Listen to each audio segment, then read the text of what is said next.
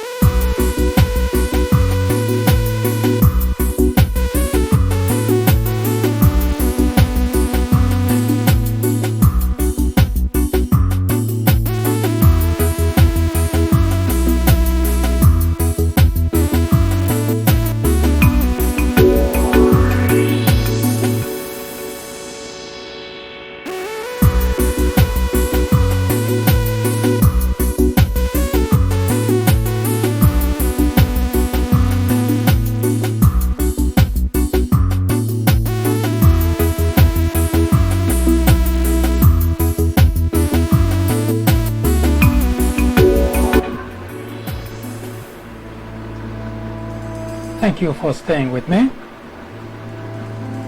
If you joined us before, thank you. Your participation makes the journey a little bit lighter, a tad more bearable. If you join us for the first time, once again, welcome. The fourth branch program is not associated with any political party, and we, at the fourth branch, do not have any political agenda or aspiration. Our ultimate objective is to perfect the union. In order to do so, we ought to remove the biggest obstacle of all, ignorance. JFK said that the ignorance of one voter in a democracy impairs the security of us all. Thus, the importance of eradicating ignorance from our society. Over the weekend, two mass shootings occurred. One in El Paso, Texas, which claimed the lives of 20 people and injured score of others, 26 if I'm not mistaken. In Dayton, Ohio, another mass shooting occurred within hours of the first one. 9 people were killed, gunned down, and 19 people were injured.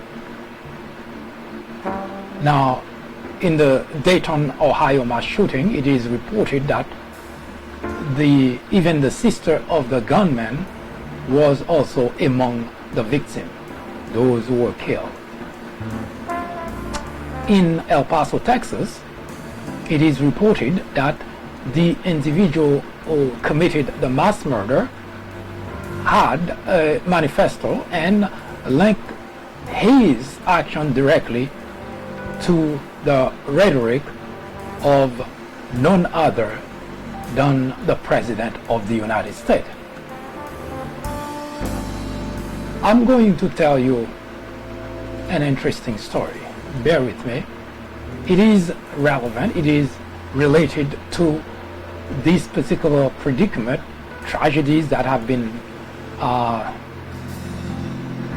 pretty much become so common in our society that we don't even blanch when it happened.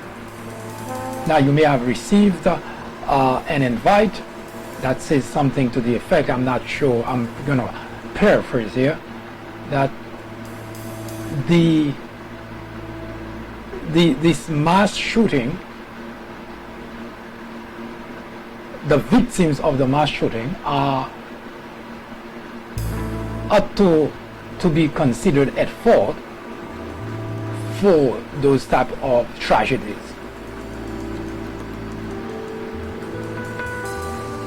In other words, I'm translating here that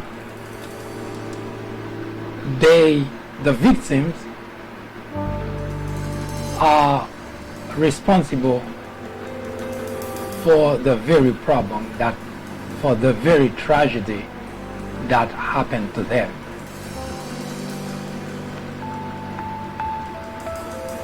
I know, hearing that, some people might say, what kind of guy would blame the victim, especially those who are dead? That guy doesn't have any sympathy for anyone, does he? I don't have to listen to that guy. How could he? This is the time when people are grieving and mourning, and what does this guy do? He blames the victim. Now, before I tell you the story that's relevant to this statement that I just made, let's contrast that with what we are hearing from our beloved politician. They condemn the shooting. They have the victim in their prayers. They say it's this type of nonsense should not happen in America. They sympathize with the victim. Donald Trump himself blame white supremacists for the problem, and politician after politician come and tell you, I am with you, I feel your pain, I'm terribly sorry for what happened to you. In the meantime, he's that guy, me, saying that you, the victim, are responsible for the problem.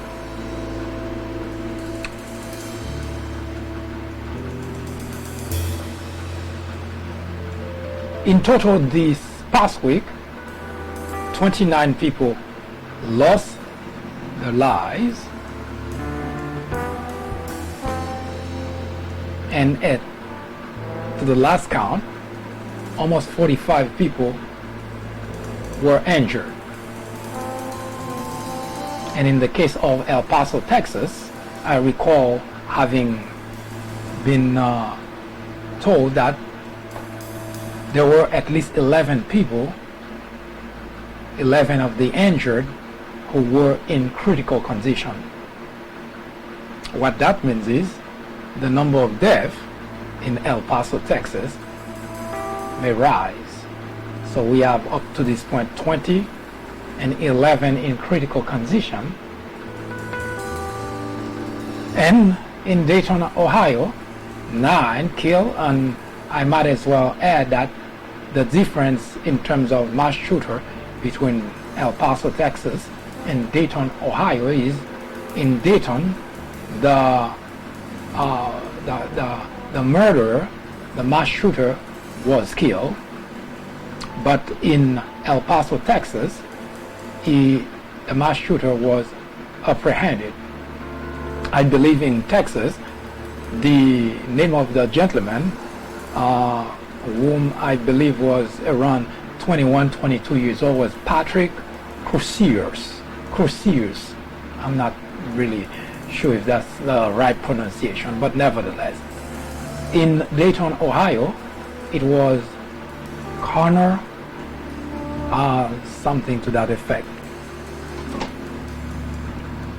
Now, I'm not here to rehash what I've already discussed over and over in the news media, in detail as a matter of fact, but rather to look at a different angle of the problem and try to not make sense of the shooting, because here we already made sense of the shooting. We already made sense of the frequent occurrences of mass shooting.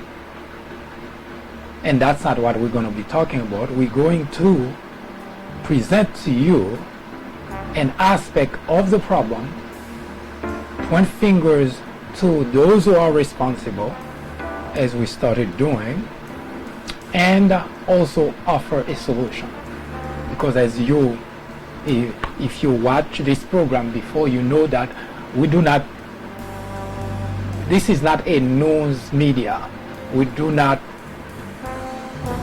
provide the news. We analyze some aspect of the news through the prism of common sense. All media, that's what they do. They give you the news. Sometimes they comment about it, they talk about it, and so on and so forth. They bore you with detail of the problem. Here we look at the same news that you get elsewhere, but we put it through the prism of common sense in order to grasp whatever the topic is, and if at all possible, offer a solution. And that's exactly what we're going to do in just a moment.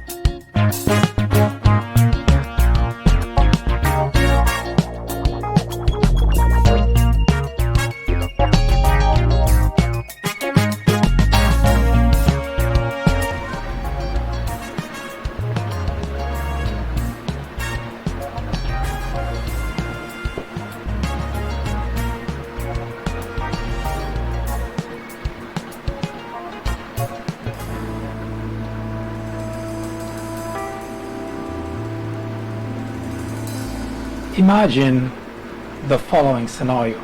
Two brothers, very close in terms of upbringing. We'll call one Joe and the other one we'll call Jack.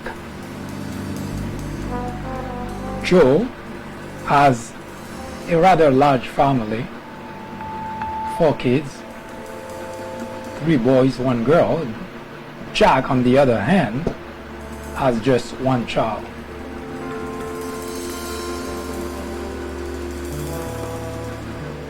They're pretty much close to being the same age. They were born 1 year apart. They are both married. Of course, they have their own family. So Joe, with a large family, 4 children, 3 boys, 1 girl. They always keep in touch. They do a lot together even after they build individually their own family. Have Thanksgiving together. Their kids go to the same school. They pretty much have they stay really a close-knit family. Parents are already gone. But as time goes by, of course, kids are growing up on both sides. Now Joe is facing with having teenagers, 14, 15, and 16 years old for the boys, and the girl was a little bit younger, 11 years old. Jack, on the other hand, as I mentioned earlier, has only 1 child, a girl.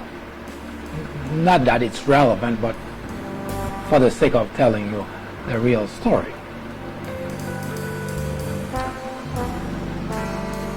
Despite the fact that both Joe and Jack have their own families, they keep very closely in touch. They do pretty much a lot of things together as family. They even go on plan their vacation to fall around the same time so that they all can go on vacation together. Just to give you a background so that you can see how close Joe and Jack were. Their wives, spouses, really have great relationship. In fact, you would say, in all fairness, their children were raised by 2 families, because Joe's children could easily be taken care of and disciplined by Jack's, whether it's Jack himself or his wife, and vice versa.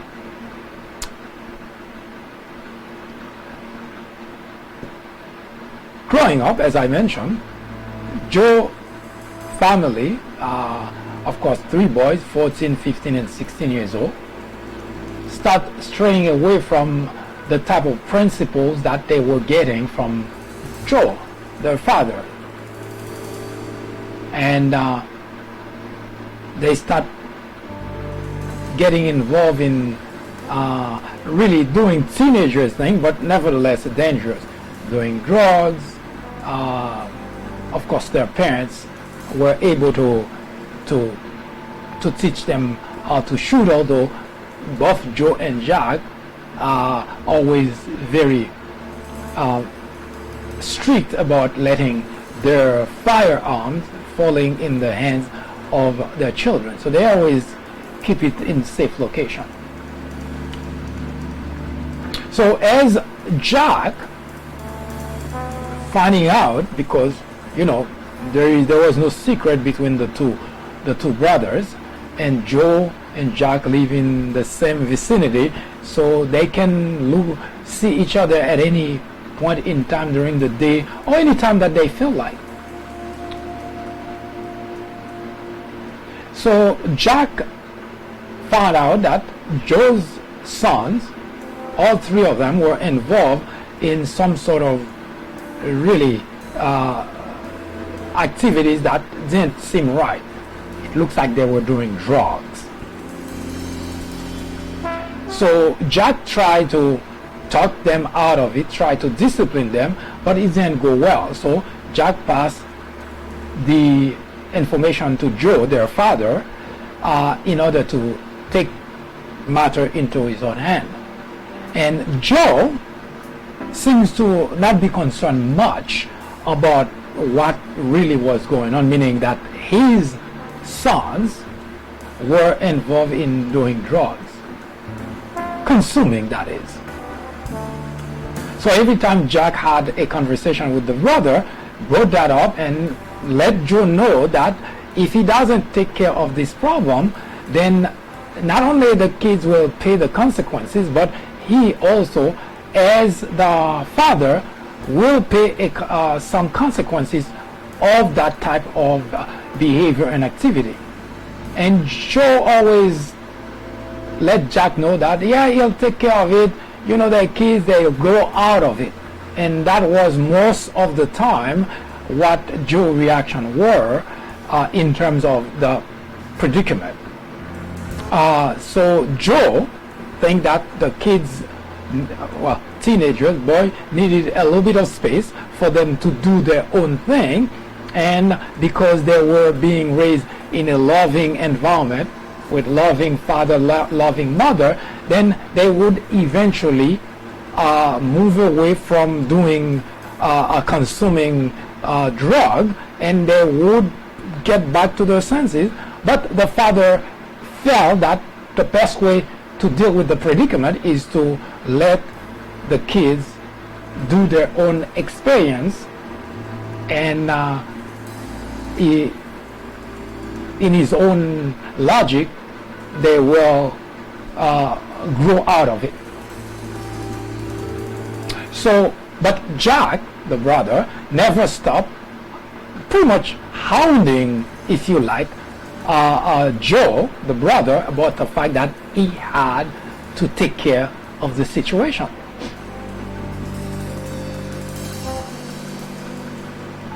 And Joe never did. A few years into that predicament, Joe, one of his sons, died. And at that time, we're talking about now a few years have passed, so the youngest were around, was at that time 14 when this whole thing started. Now was 19 years old, which means 5 years have gone by. So the next to the middle one, if you like, was now 20 years old, but the one that died was 21 years old. Cause of death, drug overdose. You know, the drug that they were consuming. And Jack, the brother, kept telling the brother to take care of that matter. And remember, that started to happen when the youngest was only 14 years old. So you have 14, 15, and 16 years old children. Now the youngest, 19 years old. He's Joe now, facing a predicament where his elder son, now 21 years old, is dead. Cause of death, drug overdose. Needless to point out the painful experience for Joe, and needless to point out how devastating the whole family was, because we're talking about kids grew up together and they had everything together. They had really loving families, not only parents but also, you know, relative, uncle, the wife, and of course the cousins. So that was a devastating blow.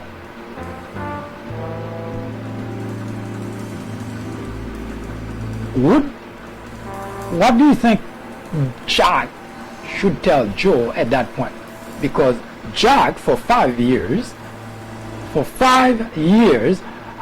had been telling Joe to take care of the situation. Joe never did, with the rationale that the kids, his kids, would grow out of doing drugs, which was, according to Joe, a teenager thing, and would eventually grow out of it. Except for one problem. Now Joe just lost a child because of drugs. Now it may sound really very insensitive, callous even, if Jack, the brother, were to say, "I told you so." wouldn't it? But it would also be the truth, because Jack has been telling his brother Joe to rein in the situation before consequences, before either of the children or and the parents suffer the consequences. So Joe lost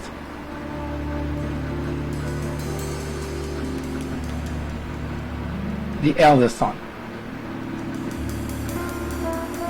Of course, Jack didn't say what I just said. He didn't say, "I told you so," but he could have, because he didn't just told him once or twice. He told him, he nagged him to take care of that predicament. Joe never did. So now, Joe lost a son. Funeral gone, done. Everybody back to, well, what you would call the new normal for them, because now one child is out of the picture. But it so happened the other two sons, despite what just happened to their brothers, they continue to their brother rather, they continue to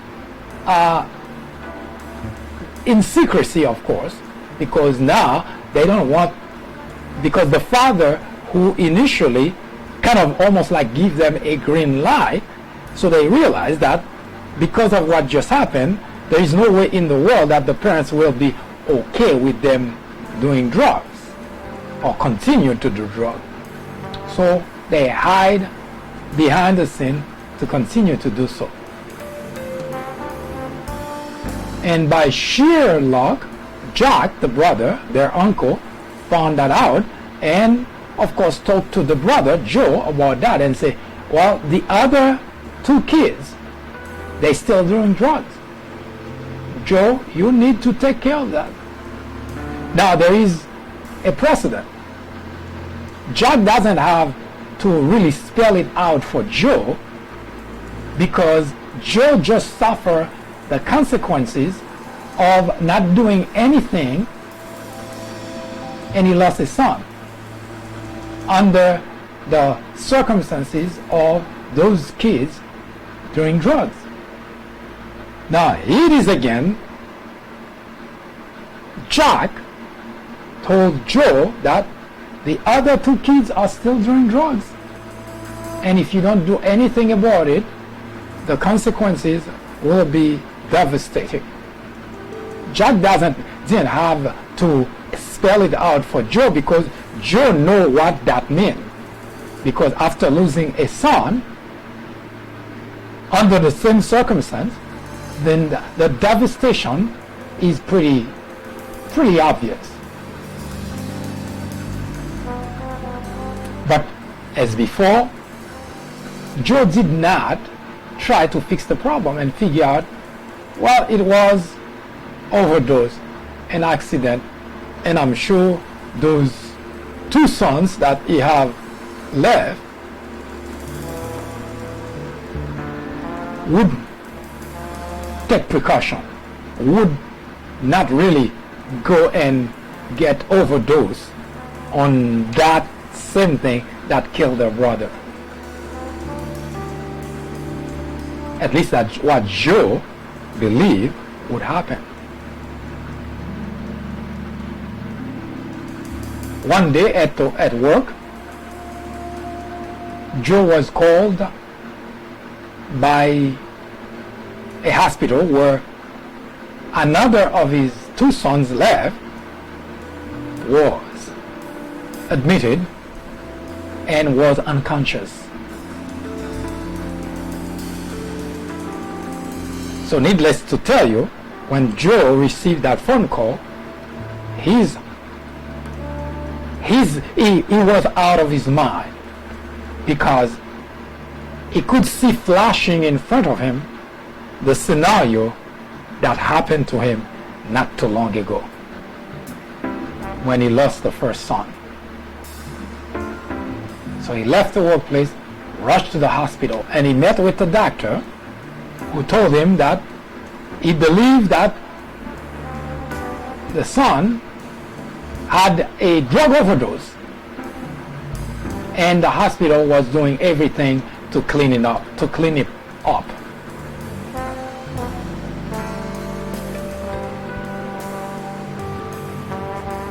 So Joe sat there in the waiting room thinking, could not figure out how was he going to handle that situation, knowing that it is something that was predictable, it was something that could have been handled, but he never did. Now Joe started having flashback as to why didn't he listen to his brother in the first place before he even lost the first son. Now that he is in a predicament, that there is a possibility the doctor could come out and say what he's not hoping would be a word from the doctor. Hours went by, nothing. Now the whole family was in the hospital. Jack, the other kids, were all in the hospital waiting for a word from the doctor. A minute waiting in the hospital to hear the doctor giving you some news about someone who is in critical condition is an eternity. I know that for a fact. So let alone you sit there, you're hoping, even if you were not a Christian, you start praying for God to do something for you, to do something on your behalf, to make certain that the grim word, the grim outcome is not what you hear. So there it was, Joe's at the hospital along with everybody else in the family. Out of the hallway came the doctor who talked to Joe's earlier about taking care of the son, shaking his head, and it was understood by everyone waiting. The wives broke down in tears, unconsolable. Jack, the brother, holding his brother Joe, who now lost a second son to drug consumption.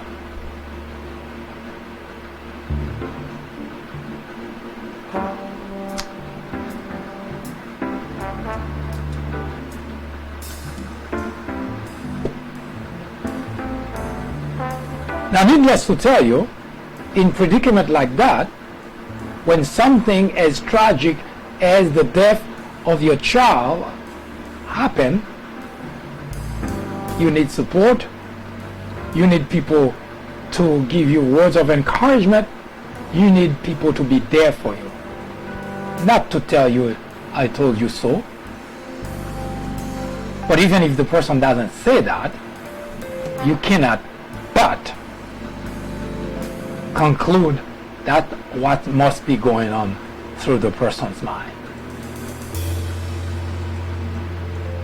Now, Joe was not the only one who lost an individual, his son. Jack lost a nephew. So Jack could not possibly tell Joe that I told you so, because he too was grieving. He wasn't happy about the situation. But Joe, in action, caused the problem.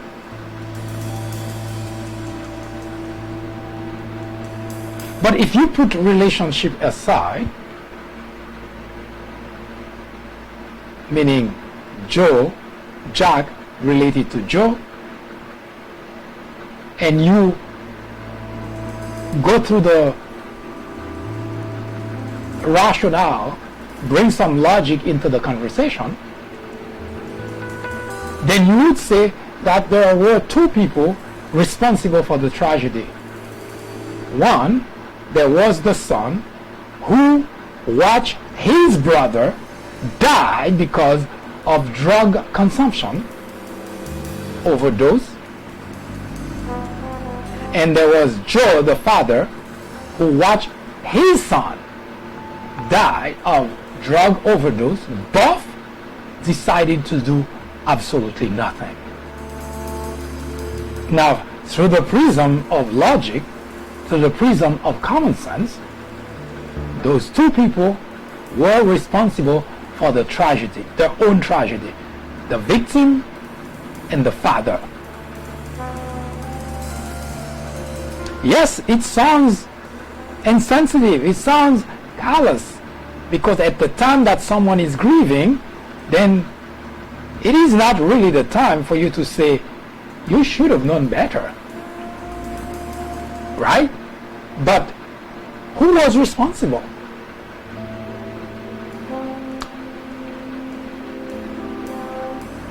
Which brings me to the conversation about mass shooting in America.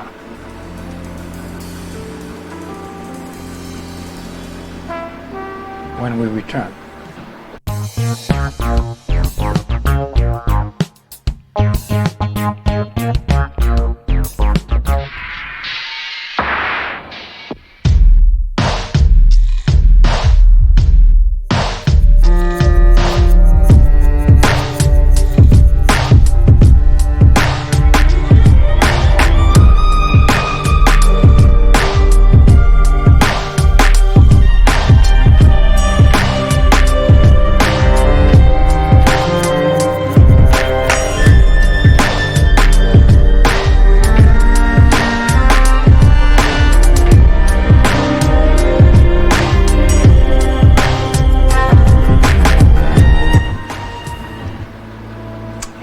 In a sense, what you woke up to, whether it was yesterday or today, to a number of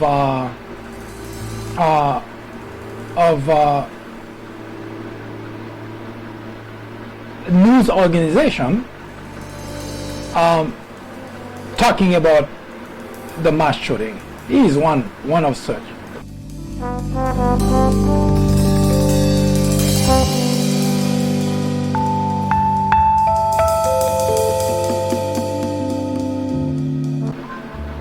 Well, what I meant to show you is the following: that you watch whatever channel is your preference, whether it's CNN, Fox, ABC, NBC, no matter which channel you tune into to listen about, you know, the tragedy that occurred over the weekend, both the El Paso, Texas mass shooting and the Dayton, Ohio mass shooting. The same thing you're hearing is people talking about the victim, people talking about mass murder, people talking about other people helping with the process, people talking about what happened before, what happened during, what happened after. They talk about the state of gun violence in America. They talk about what can be done. They talk about gun control. All the conversation that you heard time and again and again and again and again and again and again and again. It's like you're tired of hearing that. Now, while it is the news media role to just report the news, and of course the commentators to tell you what they think, to tell you their opinion, in the meantime, politicians having a fight. We want stricter gun control on the Democrat side, and Republicans say we need to remove gun from crazy people. That's their solution. Of course, after they tell you, they'll take you, they have the victim in their prayers. That's pretty much the solution Republican offers to those who are victimized again and again and again and again. Every time a tragedy such as what happened over the weekend, and which is pretty frequently, you have the Republican holding the families and the victims in prayers. And that's it. That's all they can do for them. And the Democrats taking advantage of the opportunity to ask for stricter gun control. Now there is a third party, usually represented by NRA, National Rifle Association, the gun manufacturer, advocating for the Second Amendment. We cannot let those tragedies chip away from our Second Amendment. That's the Constitution, in case you missed that. And we know they don't care about the Constitution. We know that for a fact because we've seen how much our Constitution has been shredded under the current administration, and nobody ever said anything. They didn't care. They couldn't care less.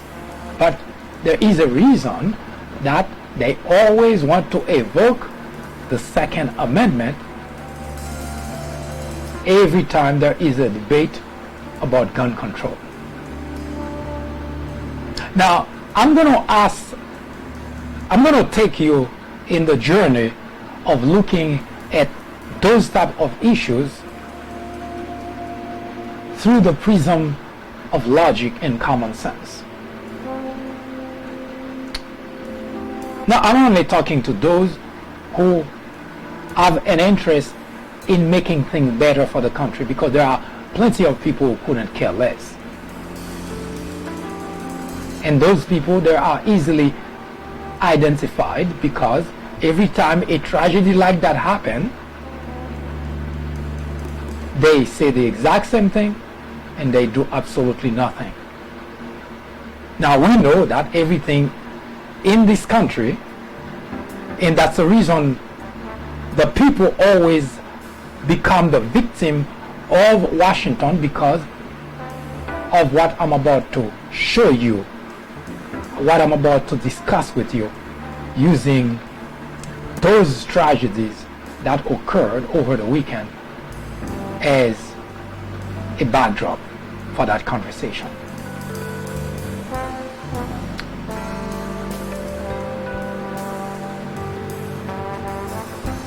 There are two major political parties.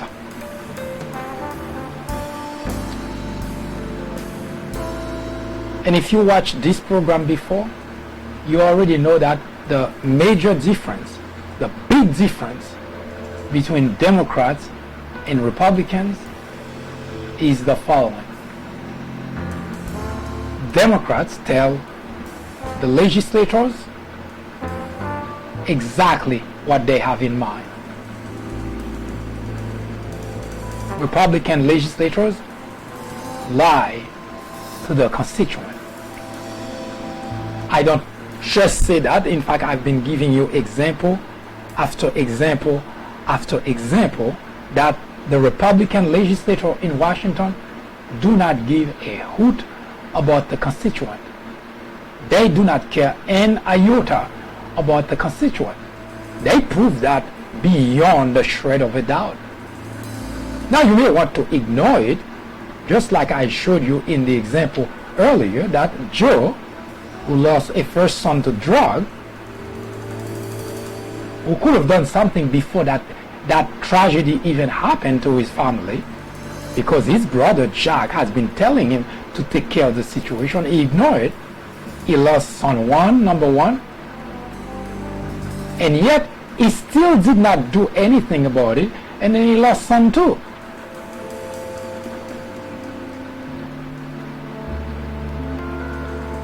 The same predicament that Joe found himself in, the people in this country are fully responsible for the gun tragedy. And I'll tell you why. Because it's not rocket science. It is a very simple, straightforward way of solving that problem.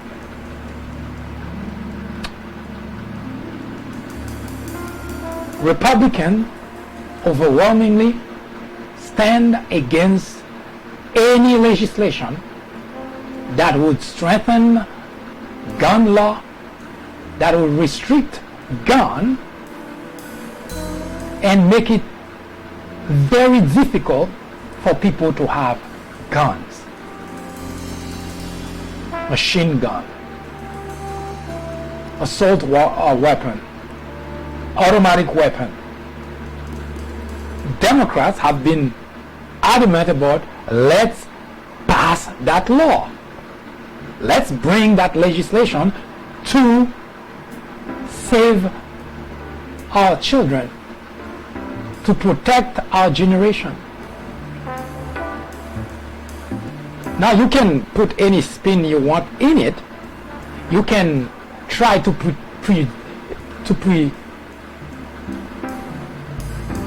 the pretext that it's about protecting the Second Amendment. You can try that, as NRA has been doing on a regular basis.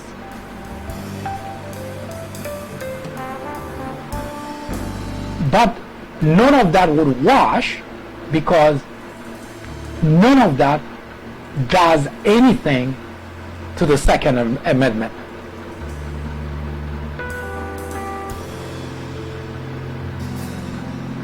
Just like Joe suffered the consequences of losing son one, son number two, because he wouldn't do anything about it. Not that he didn't care about his children, obviously I cannot say that, but he did not do anything about it. So the idea of losing his children over drug overdose because of his inaction is as much his fault as it was the son's fault. If we transpose that logic to what has been happening in our nation, that Republicans in general, that's not a politics thing, that's a fact. Republicans in general oppose any type of legislation that would prevent individuals from getting their hands on an assault rifle, on an assault weapon.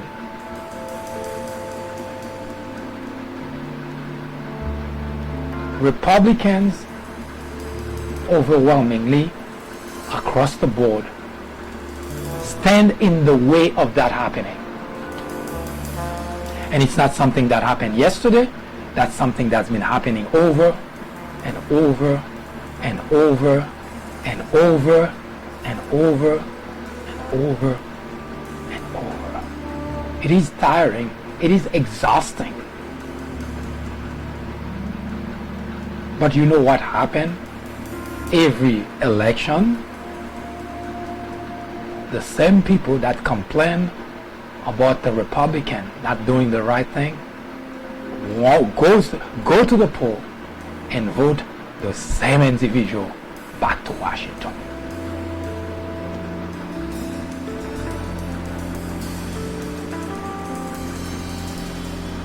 You cannot keep doing the same thing and expect a different result. It's just impossible. It is a fact that Republican legislators in Washington are the one preventing stricter gun legislation from being passed. It is a fact.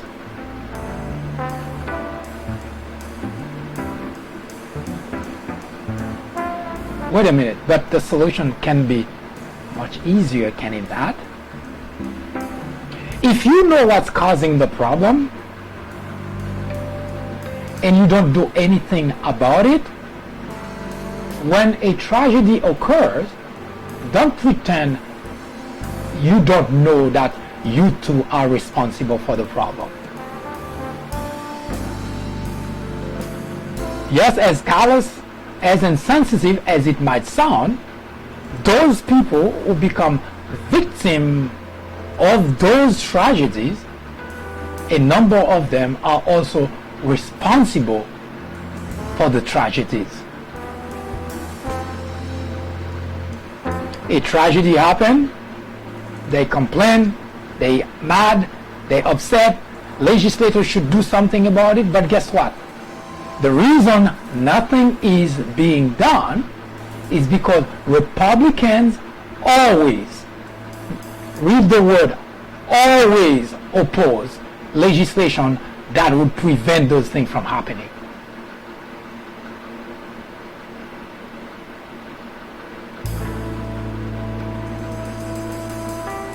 They come up with all kind of explanation. We ought to protect our Second Right Amendment.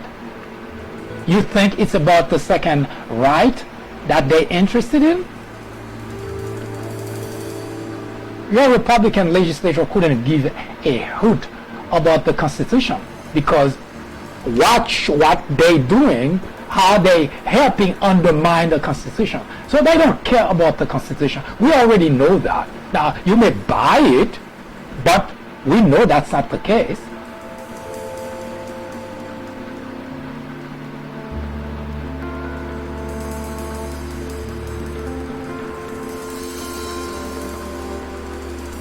When the argument fell, they blame, the gunmen. Crazy people. Do you know that those gunmen did manage to get their gun in very legal manner? Meaning they went through the process that's currently in place to get those guns.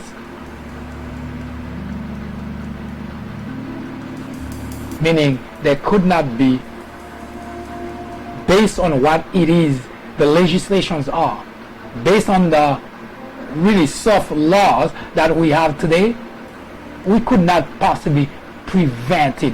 We could not have prevented those two mass shootings that just happened. In other words, we need stricter gun laws, which Republicans are opposed to. So it's not that we don't know why we don't have that. We do know. We know that Republican legislators in Washington, congressmen, senators, they oppose any idea of passing stricter gun laws.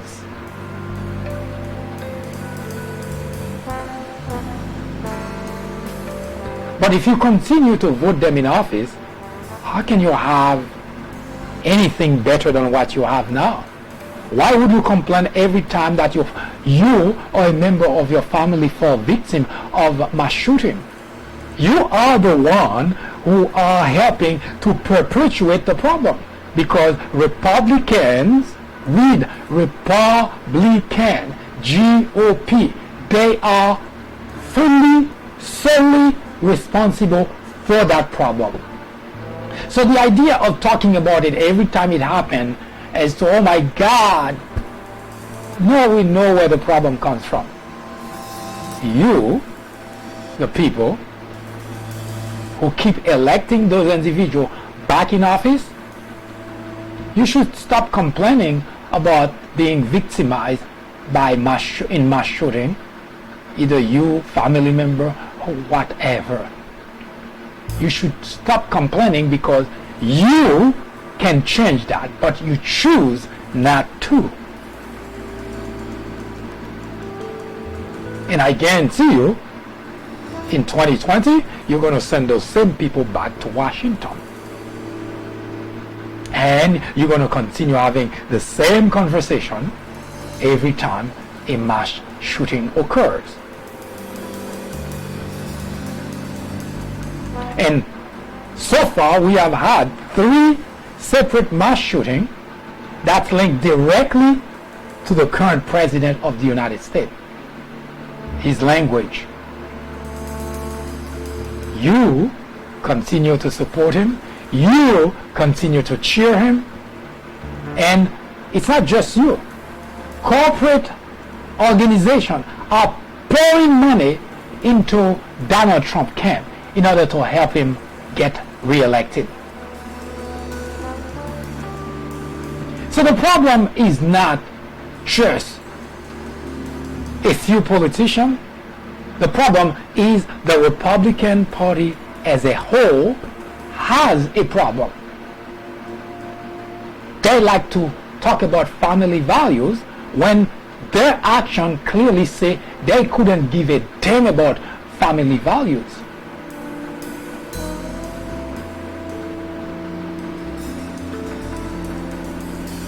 Talk about core values.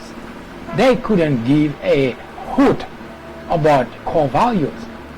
Oh yes, they like talking about it, they like evoking it, they like mentioning it, but their actions tell you that they have none of what they want to have or they claim to have. The Bible says we will recognize a tree by its fruit. Not because a tree stand there and claim, look at me, I'm apple, I'm apple. No. We will recognize a tree by its fruits. The apple tree doesn't have to be screamed at the top of its lung that I am an apple tree. And unfortunately, that's what our fellow Republicans are doing. They're screaming at the top of their lungs, they Christian, they evangelical, they have family values. But we cannot see any of those fruits. They're the first one to do the wrong things.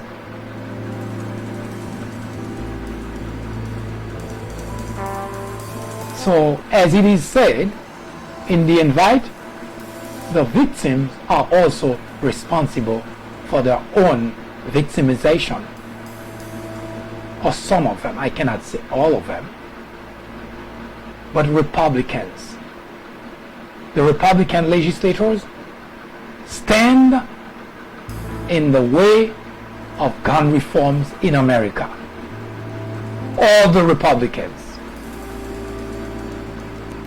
Republican supporters, they all responsible for the problem because they keep voting in office those very individuals who would not do anything about gun laws in the country. As such, I cannot feel bad for those people, especially those who are responsible. Because we can say, Jack couldn't say to his brother, I told you so. But we could say that we told you so. And there is something you can do about it, and you choose not to, then don't expect the situation to change at all.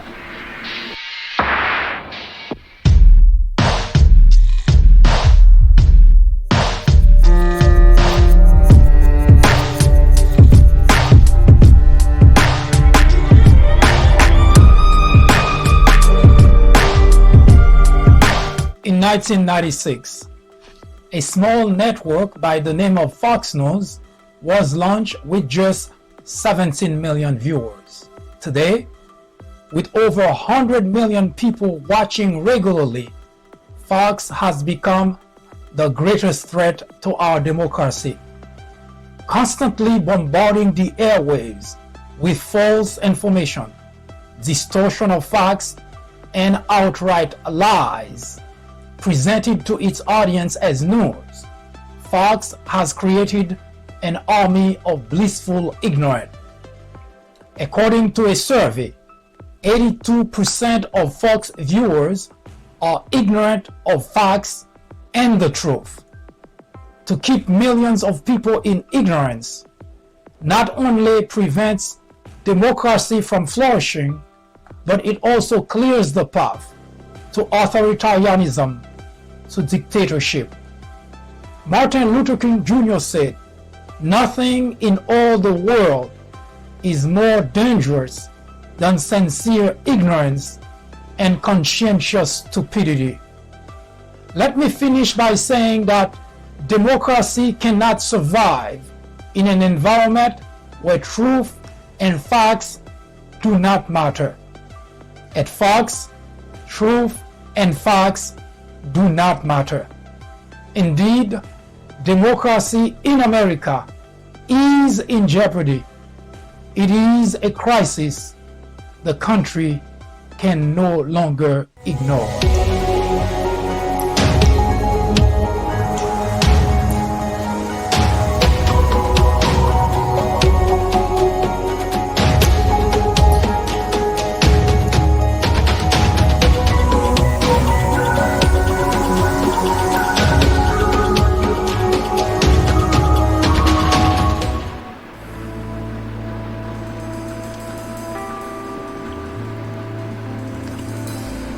It is not difficult to solve a problem.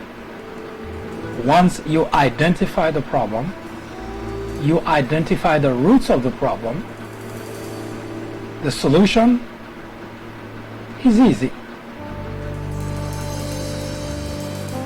I began my professional career in technology, and there is something we used to say that there is no such thing as impossible in terms of solution. In computer language, if you dissect a problem to its smallest part, you can provide solution to any problem. First, recognize the problem. Understand the problem. Figure out the roots of the problem. And once you have those at your disposal, crafting a solution becomes the easiest part. There are so many ways to do that. There was a time, basic language, you could not necessarily use it to craft certain solutions. So you resort to another language, Pascal, and later on to C, C++, C#, and so on. Java is now the language on which is mostly being used. I don't mean to give you a technology lesson, but the point is,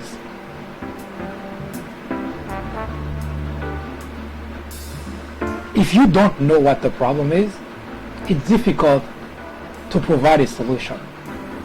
But once you know what the problem is, now it becomes your responsibility to provide a solution to the problem. Mass shooting in America is not anything new. In modern time, 1998, I believe, 1995, 1998, Columbine occurred. And it has never abated since. Year after year, rivers of blood keep flowing. The schools, the stores, shopping centers of America, all because of mass shooting. In order not to provide a solution, the Republican legislators who support NRA in such a way that you would believe that this is the organization that they in Washington to represent, not the people of their state, but they're there to represent NRA, to represent gun manufacturers. As such, they put everything on the line to defend NRA, to defend gun manufacturer. We have on record Marco Rubio, after the tragedy in Florida, you may recall Parkland, during a town hall organized by CNN, Marco Rubio on national TV could not say, when a question was asked by one of the students, if he would on national television say categorically that he would not take money from NRA.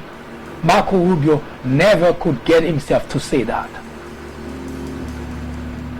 And that wasn't just Marco Rubio. It is typical of the Republican legislators in Washington. In other words, it doesn't matter how many of our children are killed and murdered by mass shooters. It just does not matter. As far as the Republican legislators are concerned, that can continue to happen as long as the Republican legislators, continue to get funding from NRA. Beat them, our children. As such, we know where the problem comes from. We know the roots of the problem. But we keep talking around it. We keep avoiding talking about it, and we keep pointing fingers to the wrong side. You elect legislators to pass legislation to protect us. And if legislators of a particular party are not up to the job, you are supposed to get rid of those legislators and replace them with those who are willing and able to do the job. That's as simple as that. It's not that difficult. But you continue to send back to Washington the same legislators who continue to say, the hell with you. We prefer NRA. We prefer the gun manufacturer. So it is hypocritical for any Republican constituent to complain about the situation, because they too are responsible for it. They too are accomplices of the situation. My hope is, maybe, just maybe, they should realize by now that they are the solution to that problem in our country. I hope this presentation was of some use to you. If not, you already know what to do. Send us your comments, your criticism, your suggestion. Tell us how we can do it better. As I always mention, this program is not going anywhere, so you might as well help make it better. Should you have a particular topic you would like us to talk about, let us know.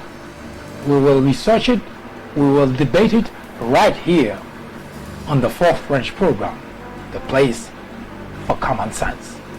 In the meantime, I hope you have a wonderful afternoon or evening, whichever it happened to be. I hope you can join me again tomorrow right here on the Fourth Branch program. Good day. That was an update through the prism of common sense. Join us again tomorrow at 10:30 a.m. for a full presentation. I am MD, host of the Fourth Branch program, the place for common sense. Send us comments, criticism, suggestion, or simply let us know how we're doing. Thank you for watching. Have a wonderful afternoon. See you next time.